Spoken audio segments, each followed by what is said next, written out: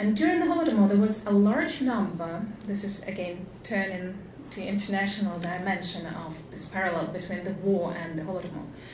There was a large number of foreign fellow travelers, journalists, politicians, what I would call today celebrities, writers, including Pulitzer-winning Walter Duranty, Simon and Beatrice Webb, Edouard Herriot from France, and Bernard Shaw, which is still celebrated writer, playwright.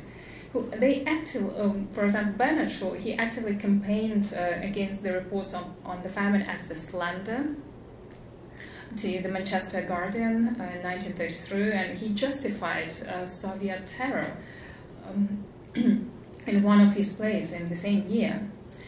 What is common between all of them is that they overlook Ukrainians. They saw them as a collateral damage, cost, resources, but certainly not as human rights or human beings with human rights and the right to live as one of them.